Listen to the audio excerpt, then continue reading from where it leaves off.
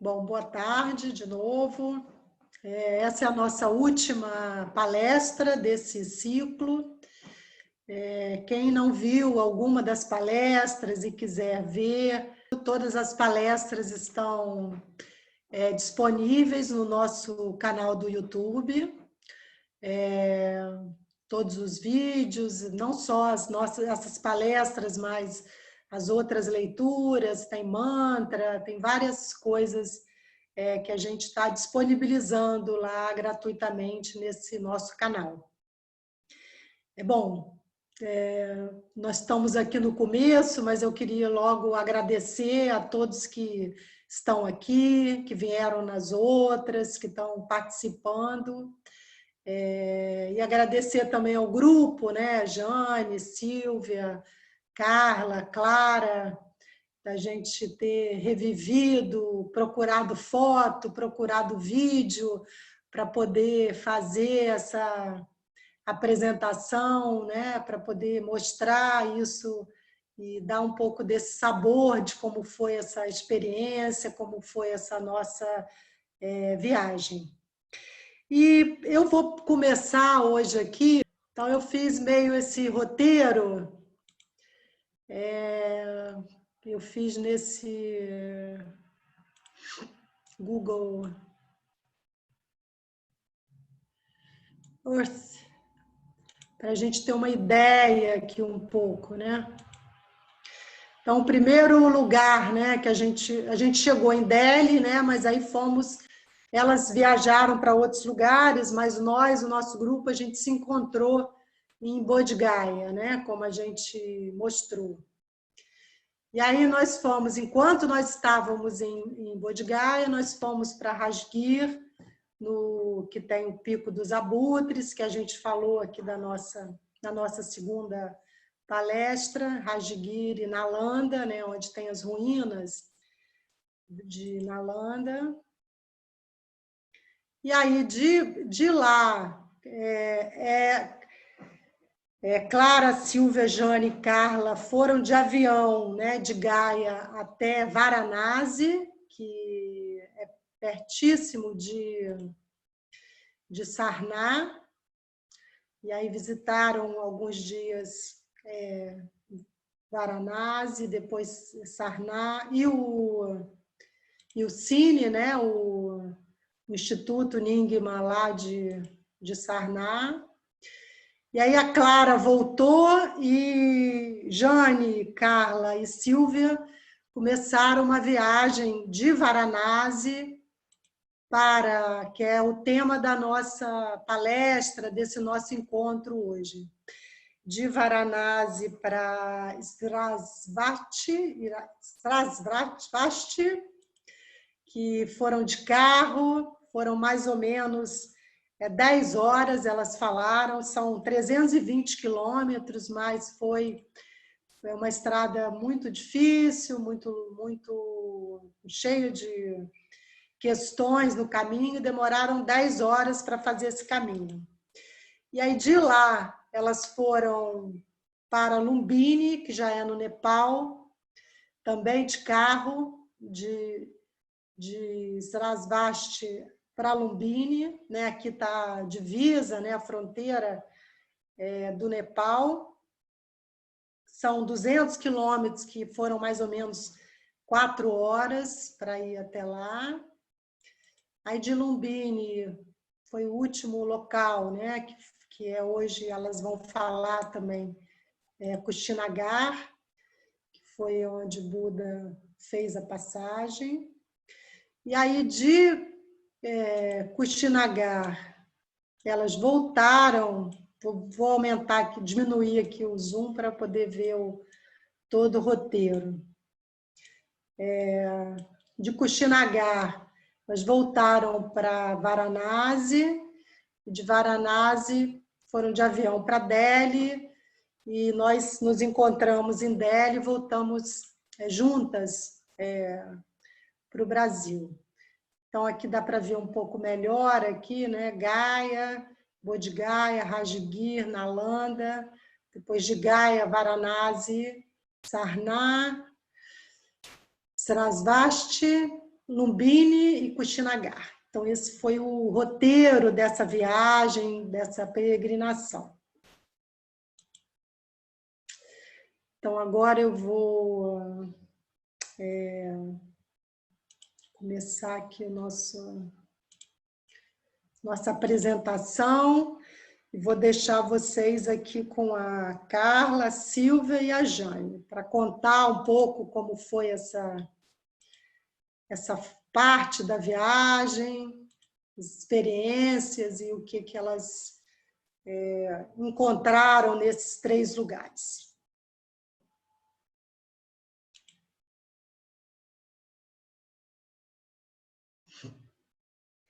Abrir. Alguém está sem som aí, por favor. Isso.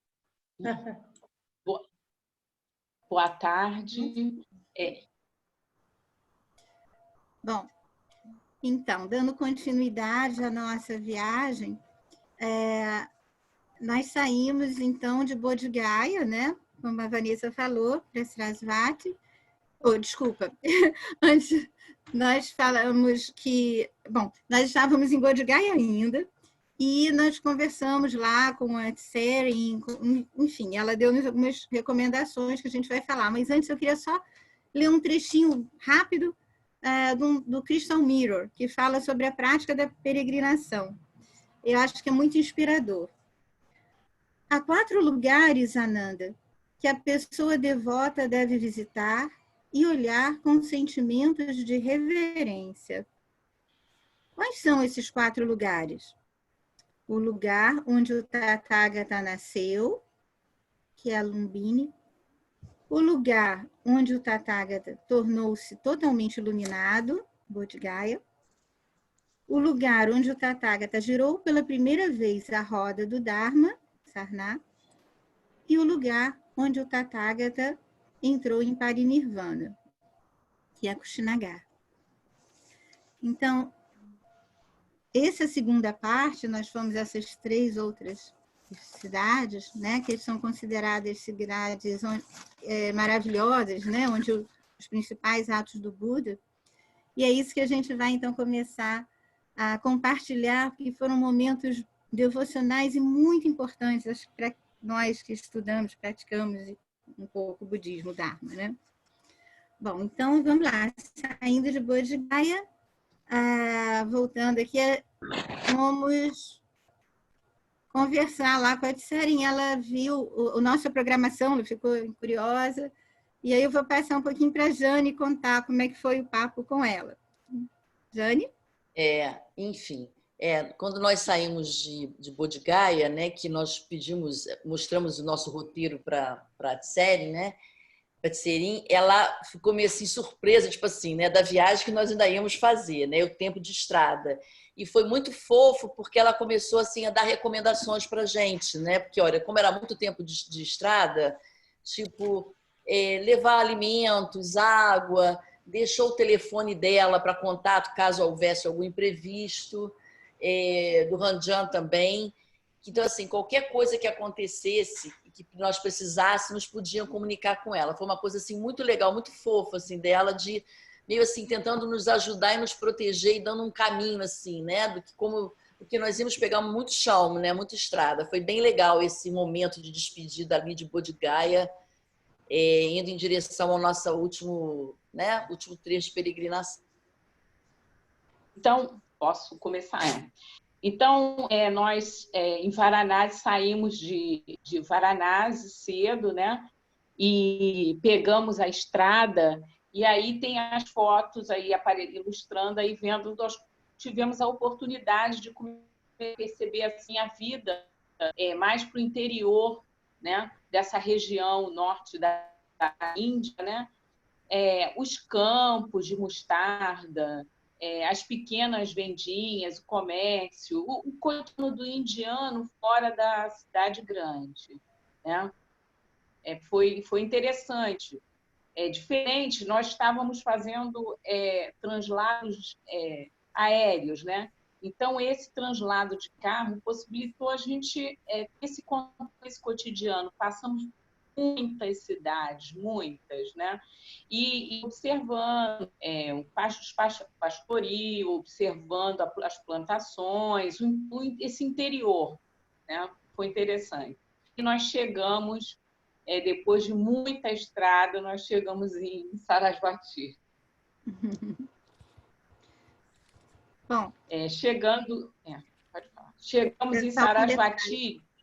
Nós chegamos lá bem tarde da noite, e só uma coisa curiosa é que a gente, além de estar cansada, a estrada não tinha nenhuma forma de iluminação.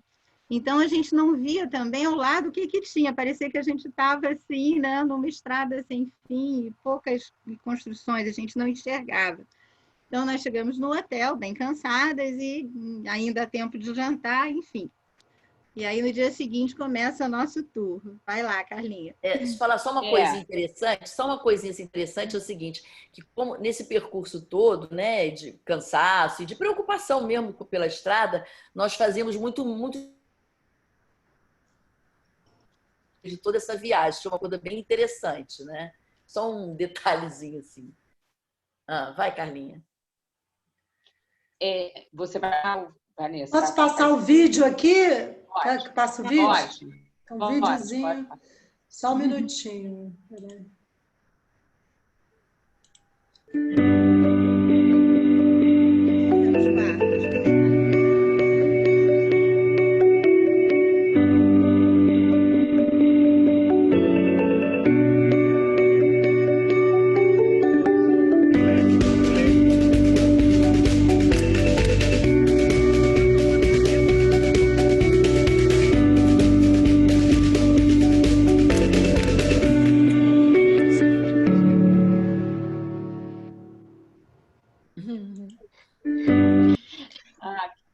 Que lindo.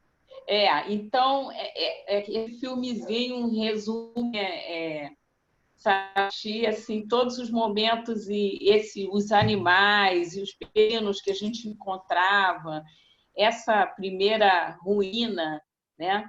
Tinham muitos peregrinos que paravam e faziam a meditação, e, de novo, a gente vê aí a colocação de ouro, né? Que eles colocavam as folhas de ouro. Nós também meditamos aí, porque essa é a câmara perfumada, construída, né, por Anathapindika, como o dia do Buda, né? Então, um local muito especial, um local onde ele ensinou por muitos anos, né? Então, os peregrinos eles vão e se reúnem, e a gente ia ao longo da nossa viagem entrando com eles, né? E os animais estão sempre presentes, sempre. Você sempre vê os animais nos mesmos lugares ali. Pode mudar, Vanessa. Nós temos um grande lago, que era um lago do banho, né, onde eles faziam o asseio, se lavam. Nós temos outra câmara, que outros são templos, né, onde eles se reuniam, e o local de meditação do Buda, né, e ele fazia longas meditações caminhando. Ele ficou 28 anos, né, nesse lugar aí, né? Ele passou 28 anos aí. E quando nesse local, nós vimos isso em outros mistérios também, como se fossem poços, e ali eles guardavam, secos com os tijolos ali, guardavam os mantimentos, né? Quando a gente sai do parque, uma coisa que o guia falou, olha, essa é a estupa que ainda está sendo, ela está fora do parque, ela não está dentro do parque, né? E na saída ele mostrou para a gente a Sudatta, que ela não está, você sai do parque e você tem essa grande estupa, né? Você tem que todas essas ruínas, elas estão dentro do parque. Só essa estupa que ainda está fora. Muita coisa ainda tem para se descobrir, né? Para se escavar. Pode.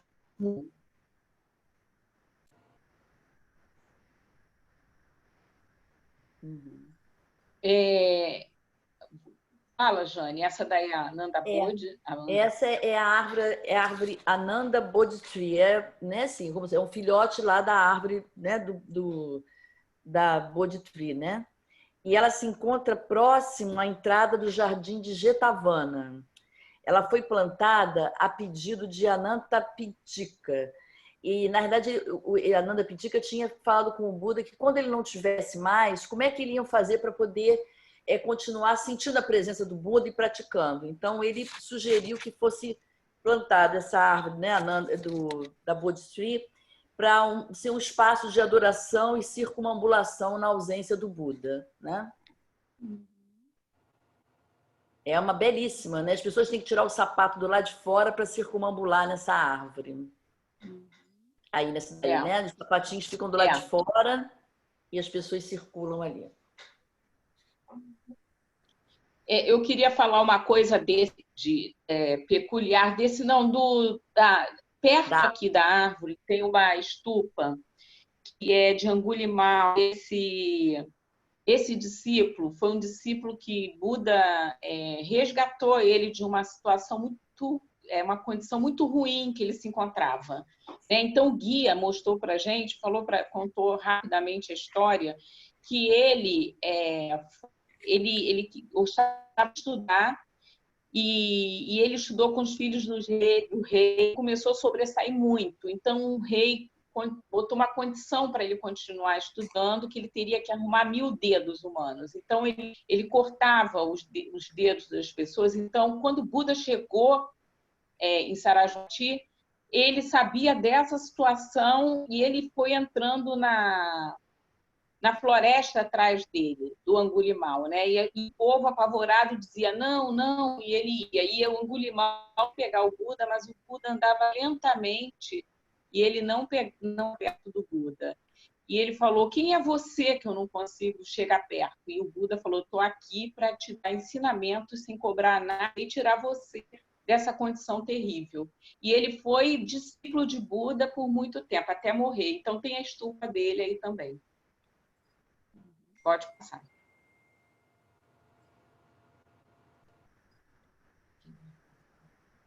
Jane, depois que nós de lá do parque, nós, frente ao hotel, nós vimos de manhã que tinha aquele monastério maravilhoso, e aí nós saímos do nosso instituto e fomos até o monastério, né? E fomos super bem recebidas. Pode falar, Uma experiência muito interessante, né? Que esse aqui é o Lama Gyaltsen, né?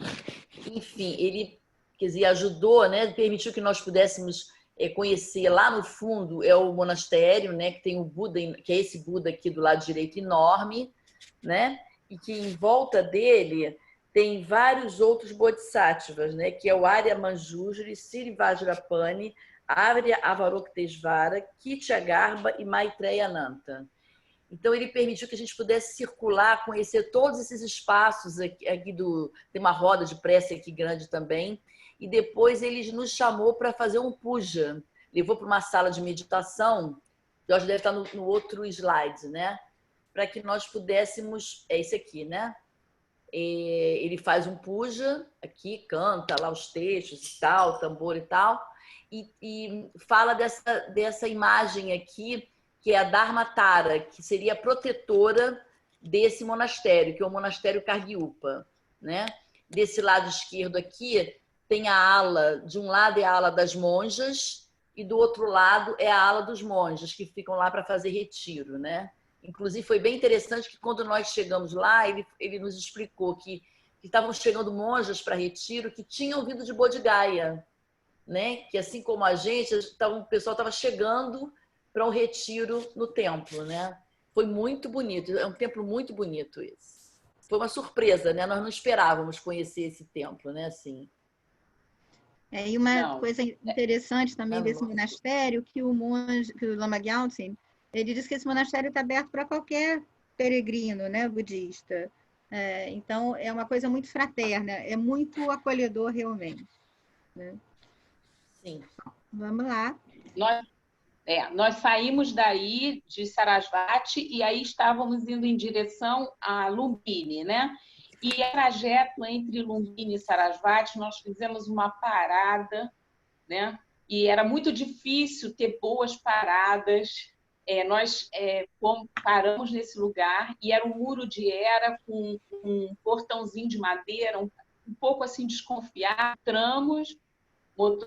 Entramos e aí nos deparamos assim com um jardim super cuidado, uma recepção maravilhosa, os banheiros todos cheirosos, e eles ofereciam pastéis assim de graça, seria uma delícia. Gente, foi um oásis, tantas horas de carro, foi maravilhoso. É muito gostoso, o lugar cheirava bem. Uhum. Foi demais, foi muito bom. A gente não queria ir, mas vamos continuando. Bom. E aí a fronteira. Vai, pode falar. Não, pode seguir, depois eu entro. E aí nós continuamos na estrada, né? E aí fomos para a fronteira e nós, né, Jane, rezávamos bastante, fizemos bastante malas de manta, muita recitação, né? E nós passamos daí para o Nepal sem nenhum, porque o pessoal, a série falava, olha, imprevisto na hora de entrar, às vezes demora, às vezes fecha. Isso é com todo mundo, levem água, levem alimento. Mas, olha, foi uma bênção. Eu acho assim, que nós fomos bem atendidas na quantidade de recitação. Nós passamos muito bem, sem nenhum problema. Foi muito tranquilo, foi um alívio para a gente. Inclusive, imaginava-se que podíamos ficar... E não demorou nada, passamos horas rápido, né? Coisa de 40 minutos. Jane, pode falar. Não, isso aqui não sou eu. Quem vai falar? É você, Silvia, que fala aqui? Ok. Bom, então, chegando aqui ao templo, em Lumbini, nós visitamos alguns templos, né? Além do Mayadev, que é o principal. E esse que aparece aí na foto é o World Peace Pagoda, que é essa construção branca com esses nichos também pequenininhos, mas é um estátuas enormes do Shakyamuni em várias posições, em vários mudras. E esse templo, esse pagoda, World Peace, como o nome já diz, paz, né, peace, ele é dedicado à paz mundial. E quando a gente estava em Rajgir, a gente visitou também um estilo desse, né, parecido, um branquinho, um redondinho. Então, esse tipo de construção de pagoda existe em vários locais da peregrinação com essa intenção de ser um templo destinado à paz. Esse foi um dos lugares que a gente visitou. Depois nós fomos no templo do Camboja, que eu vou deixar minha amiga Carla falar, porque ela é a da arte, e é uma coisa encantadora essa imagem do templo, é incrível. Pois é, o guia nos levou nesse templo e ele falou, olha, não deixa a desejar a um museu. Ele é muito requintado, todo feito à mão, fora e por dentro, muito ornamento, né? E ele é dedicado especialmente aos nagas. Quando ele falou isso, eu me lembrei muito do que Tartantuku deixa lá no Jardins de Mandala. Né? Se forem no Jardins de Mandala, ele está falando sobre os nagas. Então, nagas são responsáveis pelo meio ambiente, eles representam a grande riqueza da terra, guardando os recursos naturais. Entre os 8 grandes reis nagas, um governo pacífico que simboliza a energia criativa, e um atlântico que simboliza o poder. Os dois protegem a dinâmica do meio ambiente do planeta. Então, eles têm uma importância muito grande e esse tema espetacular e todo dedicado aos nagas. Agora, no próximo slide, dá para ver a entrada dele, o naga, né? E a porta, o relevo, todo o trabalho de relevo, a delicadeza, né? Todo montado com motivos reais e os guardiões na porta. Nas portas tem os guardas. No outro slide, a parte de dentro, Vanessa não botou outro já. É. Isso tudo é pintado, tudo pintado à mão, nas paredes, contando a vida do Buda, né? Vários momentos.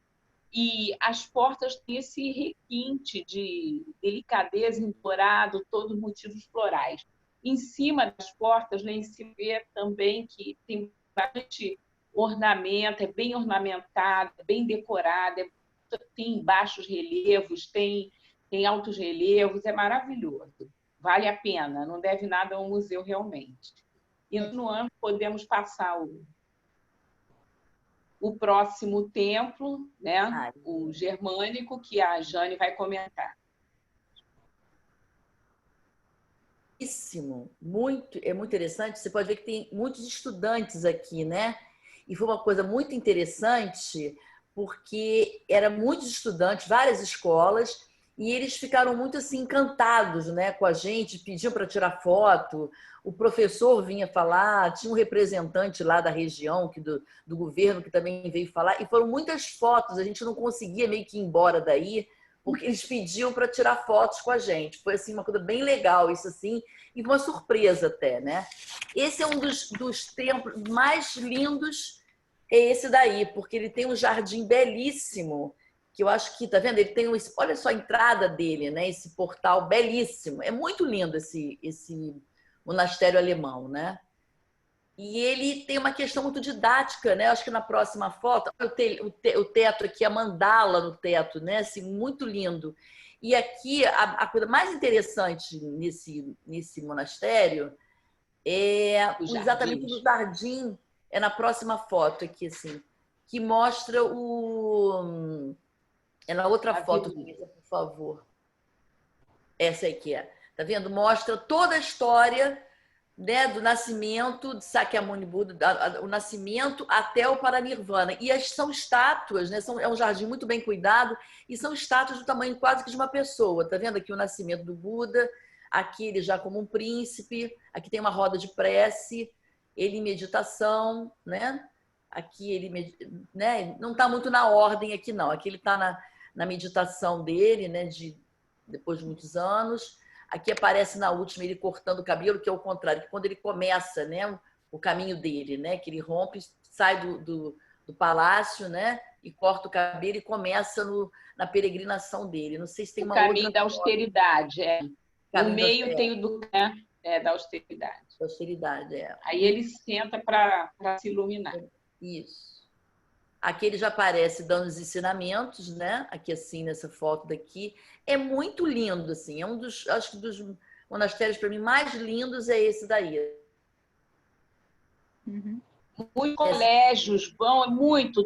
De todos os templos que nós vimos, esse aí mais tinha, assim, muitas crianças, muitos colégios, né, Jane? Eu acho que ele é muito didático, né? Por toda essa história que conta do Buda, né? Aqui parece ele dando os ensinamentos e aqui ele no Paranirvana, né? Já aqui deitado do lado direito. Realmente, isso aqui é muito belo, esse monastério. Realmente... Super agradável lugar. Uhum. E nós fomos num templo japonês, menorzinho, num grande como o alemão, né? E no jardim, muitas estupas, o jardim é cheio de estupas, sabe? A entrada dele era com bastante estupa, né? Aqui, um jardinzinho com Baby Buda, né? O Baby Buda com o dedinho assim para cima. E dentro do slide vai aparecer os protetores do Dharma, são pintados na parede, né? Aqui da música, e você vê as gravatinhas, os chevrões, as mandalas pintadas no teto, né? Essa cor suave me lembrou um pouco, essa cor suave de pintura na parede, assim, me lembrou um pouco o Cine. O próximo slide. Ele bem ornamentado também, esse. Ele tinha uma oferenda de mandala, né? O altar e a oferenda de mandala tinha uma oferenda de mandala, né? Eu acho que eles fizeram bem cedo, que nós presenciamos lá em Gaia, né? Essa. Aí nós temos aqui o templo chinês, Zhonghua. Ele tem uma coisa interessante, uma história interessante que o guia passou para a gente. Esse monge Xuanzang, ele veio da China porque ele queria chegar no local onde Buda onde Buda viveu, onde Buda nasceu, e ele veio a pé até chegar a Lumbini, ele veio caminhando, e aí esse monastério, né, tem a imagem dele. É uma coisa assim impressionante, né? Porque você vinha a pé da China, é muita perseverança. Ele foi muito perseverante, né? Da China até o Nepal. E aí ele funda esse monastério aí, né? Quer dizer, ele funda esse monastério. Aqui é lindo. Esse monastério é muito lindo. Todos muito bonitos. Dentro desse monastério, você aqui, onde nós está parada a Jane, o guia e a Sil, estão olhando justamente para... É uma sala de meditação onde tem esse sino, tem esses corredores com essas lanternas, né? O próximo slide vai mostrar melhor que é uma sala de meditação. Tem esses instrumentos da sala de meditação, ali o sino ficava mais afastado.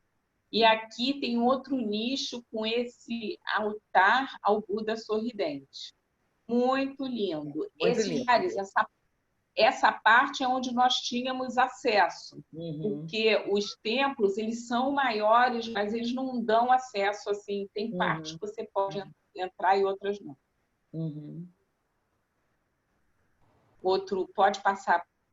Aí você continuava na corredores e aí você se deparava com essas grandes esculturas dos flores do Dharma. Lindas, enormes mesmo, muito grandes. A pintura, assim, tudo uma delicadeza, não tinha nada ali feito de qualquer jeito. É uma riqueza de beleza, né? De visual, muito. O teto maravilhoso, né? As barras do teto, tudo muito minucioso, muito minucioso. Bom, aí a gente, próximo slide aqui, nós já estamos chegando a Lumbini, né?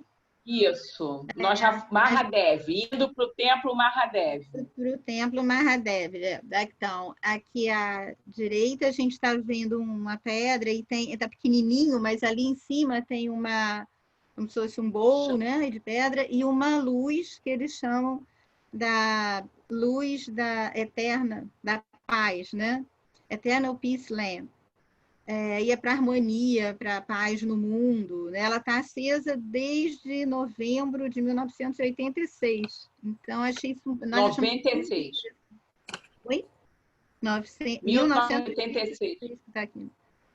Nós achamos isso uma coisa incrível, né? E é um lugar lindo, porque você vê atrás, tem é como se fosse um riozinho, e esse espaço aí tem um barquinho que os turistas podem passear. Então, é uma coisa assim de muito relaxamento, um ambiente de uma abertura, uma paz, uma coisa muito gostosa. E aqui à esquerda, né, um sino da paz que o Rinpoche colocou nos lugares sagrados. Então, esse é um dos sinos, se não me engano, que Tartan Tuku colocou em vários lugares. Um deles é esse aqui, em Lumbini, no Templo Mayadev. Bom, então, pode passar aqui, o Templo Mayadev. Essa construção ali atrás, vocês estão vendo branca, é onde a gente visita, e é bem protegido, porque são as ruínas do local exato onde Buda nasceu, né? Onde Mayadev se apoiou na árvore e teve seu filho, e ele, né, pisou ao lado. Então, tem a pedra exata onde ele pisou, enfim, a árvore. Tem, inclusive, acho que foi uma escultura que foi feita, mas de tanto que ficou exposta, ela ficou meio desgastada, então ela agora está protegida, tudo com vidro. E acho que tem uma outra foto em volta, né, no interior desse templo. Isso. E aí vocês veem as ruínas, né, do templo, do espaço, e essa parte com vidro, que está com reflexo um pouquinho. Mas foi uma sorte, a Jane conseguiu essa foto aí, porque é proibido tirar foto lá dentro. Uhum. E a gente deu uma sorte, eu diria assim, a gente foi muito afortunado, porque nesse interior, que é o principal lá dentro desse templo, não se pode parar, né? A pessoa anda devagar, mas não pode ficar parado lá dentro, né? E nem tirar Pela foto. quantidade de pessoas, né, Silvia? Porque geralmente é um volume, fluxo de grande de turismo. E no dia que a gente foi, inacreditavelmente, não estava assim dentro, estava bem tranquilo. E nós tivemos a possibilidade não só de sentar e meditar um pouco, como nós ainda conseguimos fazer algumas prostrações ali nesse local. Então, foi um momento muito especial da nossa viagem, uma coisa assim que foi, acho que, muito, muito peculiar, né? Eu acho que a gente teve uma bênção muito grande aí. Até agora, lembra, falou para o guia que nunca viu assim, que era para aproveitar, porque tinha uma pessoa ali tomando conta e falando que difícil ver vazio assim, com tanta calma, né? Bom, aí do lado de fora, a Jane quer falar um pouquinho desse pilar. Esse aqui é o pilar de Ashoka, onde nós colocamos, né? Fizemos a dedicação das bandeiras, né? E kata também aqui, né? Bandeira e kata nesse aqui do pilar de Ashoka. Esse aqui é logo na entrada. Esse Buda Baby aqui, na realidade, é na entrada. O Mahadev fica bem mais lá para o final, né? Dá para ver, né, ali atrás, a construção. A Isso. gente anda bastante até chegar a um jardim enorme, muito lindo. Isso aí. Uhum. E é bom que nesse local a gente tem a possibilidade de fazer oferendas de bandeiras, de cata, de incenso, de vela, é muito bom. Então, nós não desperdiçamos nenhuma oportunidade aí. Não. Aqui é o lugar onde, né, colocamos as bandeiras aqui também, né? Nós três, né? Isso. Fizemos muito bandeira de bandeira. Que a Clarinha levou e ela me pediu para colocar em algum lugar para ir. Clara, a sua bandeirinha ficou aí em Lumbini, no templo de Mayadev. Essas aqui foi colocada aqui é de Tara, né? Essas pequenininhas menorzinhas aqui fui eu que coloquei que as bandeiras de Tara. E também nós amarramos aqui dessas árvores também a cata, né? Catas, Agora tem uma experiência muito interessante que depois eu meio que fiquei pensando sobre isso, né? Que tem uma energia muito assim de criação do feminino nesse lugar, né? É muito incrível isso, né? E quem faz todas essas práticas aí são as monjas, essas que vocês estão vendo aqui, né? Do lado esquerdo. E nós tínhamos perguntado para o guia se nós podíamos acender as velhinhas, os catiçais, né? E ele falou que não, que era só as monjas que podiam fazer isso, né? Só que as monjas, quando nos viram, ela deu esses paletinhos aqui, né? Que é para poder acender, elas nos ofereceram e deixaram, né? Nos convidaram para participar desse processo. Então foi assim, uma emoção. Aqui está eu e Silvia aqui ajudando a acender, né? Foi muito num especial. Dia de Longchenpa. Detalhe, era lua cheia e primeiro dia do canto do Longchenpa. Isso foi muito especial. Muito, muito especial mesmo. E, inclusive, assim, nós tivemos muita dificuldade de ir embora desse lugar, né? Nós não conseguimos ir embora, né? E nós ficamos ali e quase que a gente não sai dali, né? Foi difícil, né, Silvia? Vocês vão reparar que aí essas fotos, tá vendo? O céu tá azul, tá de dia, nós chegamos durante o dia. E depois vocês vão ver como é que foi a hora da saída. Mas esse momento foi muito especial também, porque as monjas eram muito jovens, eram meninas, né? Era uma coisa assim incrível. E um trabalho minucioso. Primeiro elas enfileiraram todas essas coisas, mas vocês estão vendo um pedaço, gente. Imagine isso ao redor de todo o templo, de todo o templo. E a gente ficando ali acendendo foi uma alegria, mas cá entre nós é a posição ingrata, né? Só sendo muito jovem mesmo para acender todas essas velhinhas. Mas nessa hora nós esquecemos disso, né, Silvia? Porque nós foi muito lindo. Né? E o estado de êxtase aí foi incrível, assim, né? Foi muito incrível.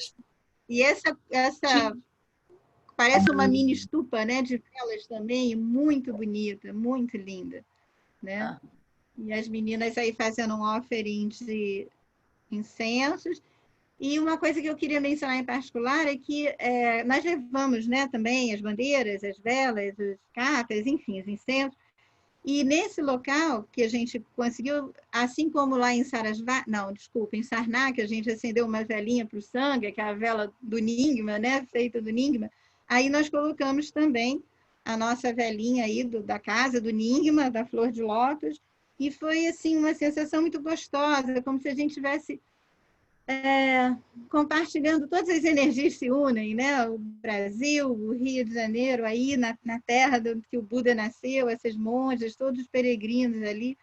Foi um momento muito gostoso, foi muito rico, muito emocionante assim, para a gente, né? De uma devoção, de uma gratidão, foi mágico. E aí lembramos, meu Deus, olha lá a lua cheia no céu e é o primeiro dia de Longchenpa. Então, foi muito especial esse momento. Silvinha, tem uma pergunta aqui da Flávia. Elas acendem essas velas todos os dias ou era porque era lua cheia? Vocês sabem ou não sabem? Eu não sei te dizer, mas eu acredito que seja em função de Longchenpa e da lua cheia. Mas isso a gente não chegou a falar, a perguntar. Né? E nós saímos, né? E elas continuaram lá, tá vendo? Aqui, ó. Assim. Elas continuaram praticando lá. Depois, numa prática. E tudo isso foi feito em silêncio, porque nós não falamos. Elas viram que a gente ficou olhando, que a gente estava ali, que estava com uma vela na mão. Elas ofereceram esse pavio, não sei, esse palitinho para a gente acender. E foi tudo em muito silêncio, uma coisa muito mais, muito bonita. Era mais uma coisa de olhar, assim, né? Passava muito pelo olhar, por um gesto, oferecia, e nós já estávamos dentro ali, entendendo? Acendendo as velhinhas, ficando ali. Realmente, assim, esse lugar assim, não, dá vontade de voltar e não dava vontade de sair daí. Foi muito emocionante. É uma energia poderosa. Bom, aqui com a dificuldade de ir embora, mas estamos nós aqui já na reta final, aqui saindo. Isso, aqui. Muito frio. O céu à noite, né? Nós saímos lá já bem à noite. E a temperatura boa já, fria, bem frio. Uma delícia. Né? Bom, então, no dia seguinte... Isso. No dia seguinte... Carla, Jane? Oi? No dia seguinte, nós estávamos para Kushinagar, né? Uhum. E aqui nós encontramos, né, o Bob e a Judy, que tínhamos saído de Lumbini, né, no Nepal, passamos de novo na fronteira, e eles estavam indo, né? E tinha uma questão muito interessante, aqui está o nosso motorista e o motorista deles aqui. Eles estavam assim muito aflitos porque o motorista não falava inglês direito e parece que meio nervoso e tal assim. Eles estavam preocupados em como é que seria atravessar essa fronteira, né? Se eles saberiam, o motorista ia ajudar nesse processo todo e tal. E aí o nosso motorista meio que ajudou, dando todas assim as referências e tal, como fazer, onde ficar e tal, para que eles pudessem fazer essa travessia para o Nepal. E foi um encontro muito feliz, assim, né? Isso foi muito bacana aqui, né? Foi muito legal. E aí nós tiramos essa foto antes de cada um seguir, né? Eles para Lumbini e nós estávamos indo para Kushinagar, para a nossa última parte da viagem, né? Foi uma surpresa agradável, né? Foi uma surpresa, realmente uma surpresa incrível isso, né? Aqui já Kushinagar, né? Nossa última parte da viagem, né? Você quer falar aqui, Carlinha? Nós temos o primeiro templo menorzinho, que é o templo Paranirvana, onde Buda fez o Paranirvana, né? E atrás nós temos a estupa Paranirvana, né? Essa estupa. Então, na frente é o templo, onde ele fez a passagem, e é onde estão as relíquias na estupa Paranirvana também. Ele foi construído, esse templo, em 1956, pelos indianos, né? Pode passar, pode passar. Não, aqui tem um filmezinho. Quer que passe agora ou depois? Não, eu queria aquela foto para comentar ela. Isso, aqui, essa imagem em 6,1 metro, enorme, Muitos peregrinos vão e levam oferendas, fazem ofres, né? E ela fica dentro daquele templo menor na frente da estupa, o templo Paranirvana. Ele fica dentro, repousando sobre um sofá de pedra, né? Pode, Isso aí é uma pode outra passar, emoção, né? Isso é uma outra emoção. É muito diferente da emoção do Mahadev, mas incrivelmente emocionante, assim, de ver todo o ritual.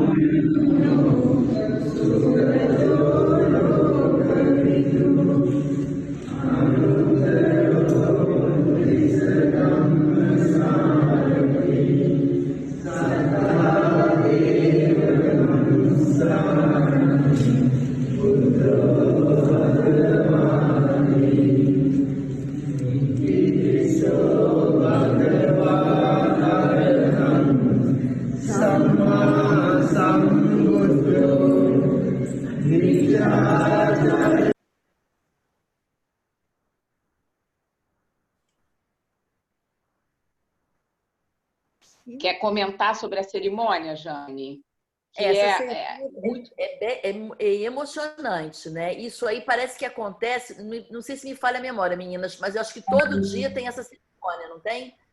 Acho que às 6 horas eles fazem essa oferenda e cobre, né? São vários mantos, né?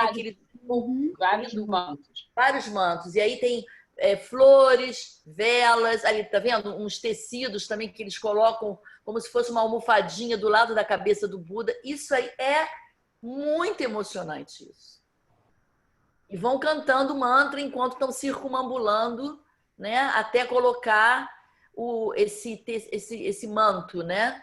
Esse aí eu já acho que é o segundo manto que eles estão colocando, né? É muito lindo isso. É, sim.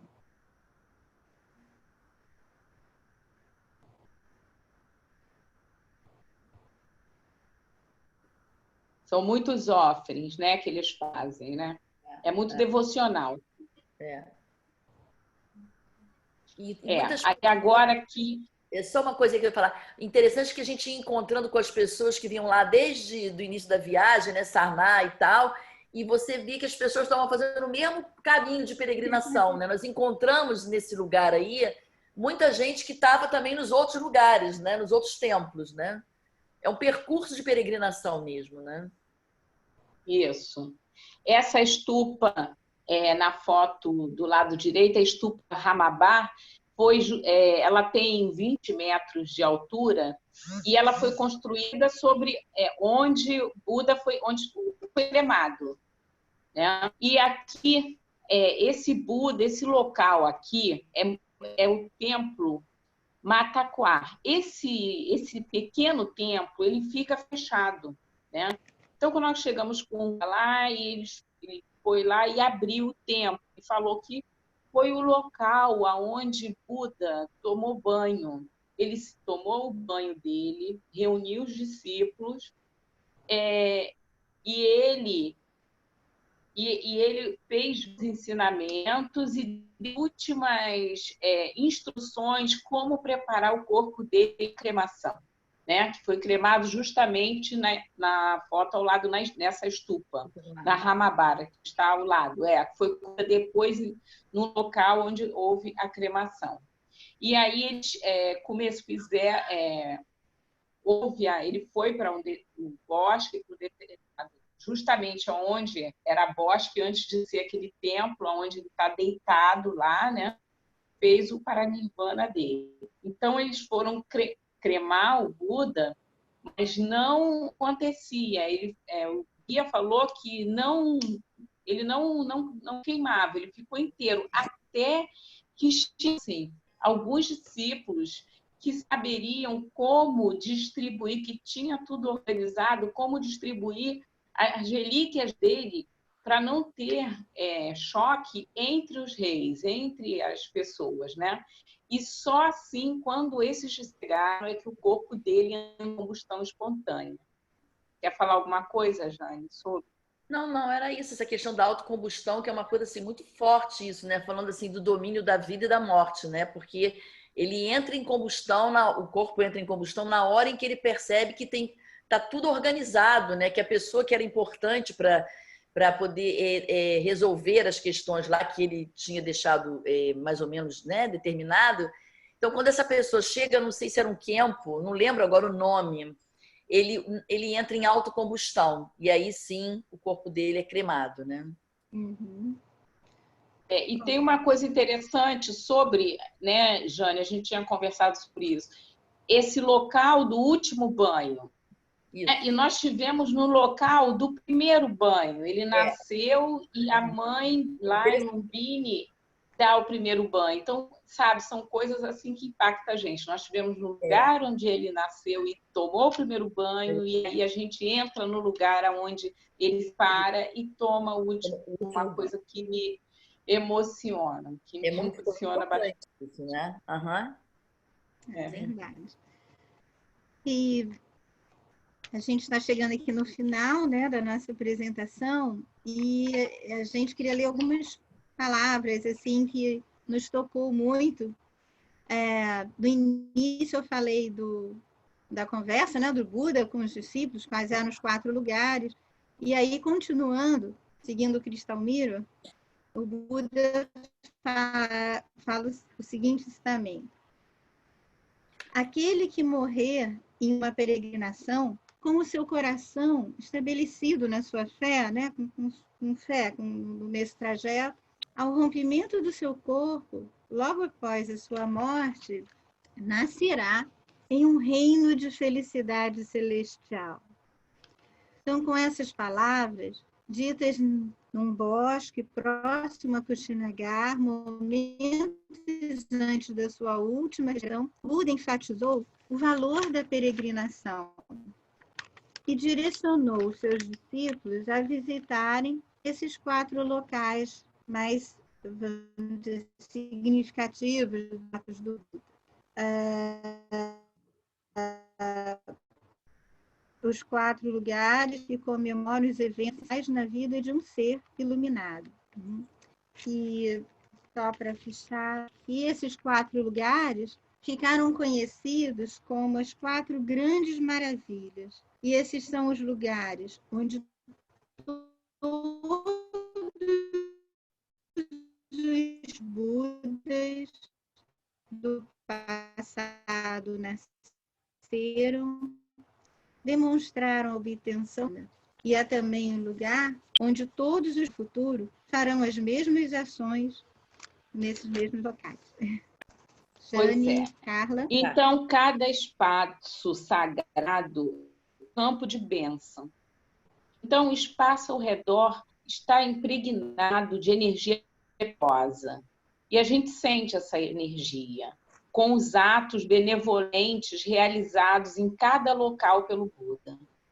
Sai o local onde os ensinamentos Vinayas ou Abhidharma foram introduzidos. Seria o local onde os eventos maravilhosos aconteceram, tal como a exibição de milagres em Sati ou a descida do céu.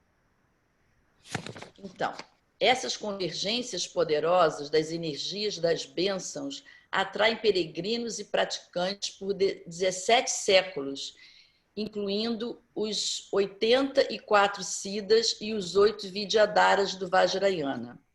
O peregrino, isso aqui é um texto do Tartan Tuku, tá? O peregrino que visita estes locais atualmente, preenchido com fé e ciente dos eventos associados a cada local, recebe as bênçãos que diminuem o karma negativo e convida à luz da iluminação. Então, nós queríamos passar para vocês o quanto auspicioso é ter a possibilidade dessa vida de já estar, de participar e de presenciar e estar nesses locais sagrados, né? É muito precioso, você tem méritos. E que possamos voltar mais vezes e com outras pessoas, com todos, né, que possam ir, que muitas oportunidades possam se abrir para todos, que cada um possa encontrar o seu momento, né, da gente viver essa peregrinação muito, muito importante, muito abençoada. Obrigada. Muito bom compartilhar com vocês um pouquinho do que a gente viveu lá. Que possa que tenha conseguido passar, né, nossa emoção e a nossa experiência, que fique como um convite, né, para novas possibilidades e novas peregrinações, né, Vanessa? Sim, eu acho que a gente pode depois organizar, né, uma outra viagem. Eu acho que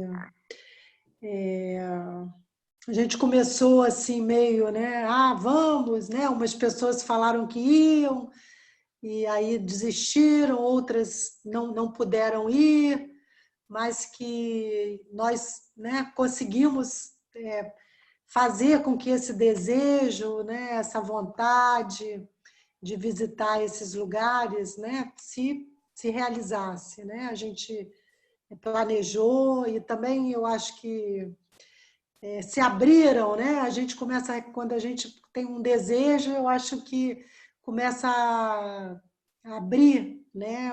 A gente recebe alguns sinais. E eu acho que a gente, o nosso grupo, né? A gente recebeu esses sinais e fomos dando essa continuidade e firmando o roteiro, como é que ia ser, quem ia, se em todos os lugares, aonde ia, enfim, várias questões surgem, né? Vários obstáculos.